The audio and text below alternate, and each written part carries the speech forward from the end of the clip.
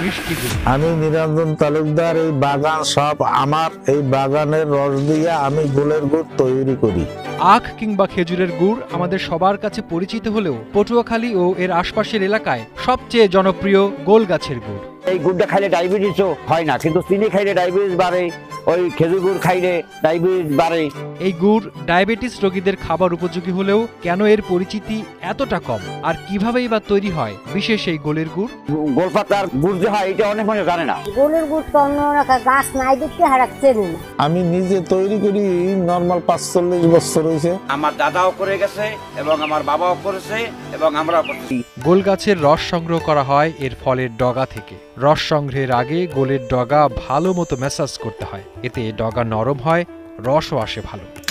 এই যেমন লাগতে এই চড়াটা উড়াইয়া এই বাইর করিয়া এবার এই যে টানা দিতে হবে। এই এখন এটা এই জায়গায় কাটতে ফেলাইলাম। এই তারপরে গাছ কাটা দা দিয়ে এটা কাটতে থাকবো। কয়েকদিন কাটলি রস আসে, আসলে পরে আমরা আড়ি দিয়ে রসটা ধরি। গাছ থেকে দিনে 2 বার সংগ্রহ করা হয় রস।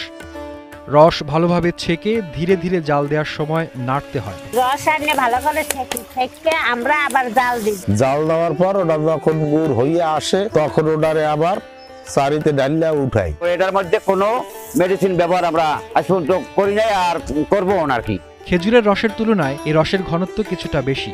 এই কলসটার 8 কলস যদি আমি রস জাল দিই তাহলে 1 কলস মিটে হবে, আর এইটা যদি 16 কলস যদি আমি খেজুর গাছের রস জাল দিই তাহলে 16 কলসে 1 কলস হবে। প্রায় 4 ঘন্টা জাল দেওয়ার পর প্রাপ্ত গুড় স্বাদে গন্ধে হয় অতুলনীয়।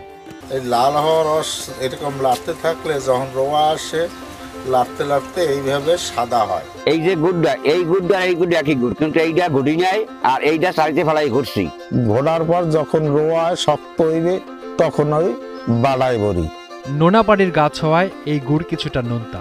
আখ ও খেজুরের গুড়ের চেয়ে এই গুড় কিছুটা কম মিষ্টি, তাই ডায়াবেটিস রোগীরাও খেতে পারেন নির্দ্বিধায়।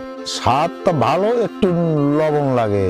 এই গোল গাছ ওই লবণের পানিতেই জন্মে, আর ওই ওটা গুড়টা একটু মানে নোনতা নোনতা লাগে, এই জন্য মানুষ অনেকে খাইয়ে মজা পায়। এতে কোনো অসুবিধা নাই, ডায়াবেটিসের ক্ষতি নাই, কৃমি হইবে না খাইলে। অনেক প্রশিক্ষণ আমরা পাইছি যে এই গুড়টা খাইলে ডায়াবেটিসও হয় না, কিন্তু চিনি খাইলে ডায়াবেটিস বাড়ে। এই যে ঝাড়, এই যে একটা দিয়ে দুটো হয়েছে। পটুয়াখালীর কলাপাড়া উপজেলায় প্রায় 200 পরিবারের জীবন জীবিকার উৎস এই গোল গাছের রস। শীত মৌসুম এলেই তারা ব্যস্ত হয়ে পড়েন রস সংগ্রহ ও গুড় তৈরির কাজে। অগ্রহণ মাসের 20-22 শুরু করি কাটা, আর চৈত্র মাসের 15-20 বন্ধ করি। অজ্ঞান মাসের প্রথম দিক দিয়ে আমরা বাগানে যাই, ওইটা পরিষ্কার করি, তারপর নোয়া। খুব ভালো জিনিস। এত প্রতিবন্ধকতার পরেও এই গুড় পটুয়াখালীর গর্ব। পটুয়াখালীর গর্ব গোলের গুড়।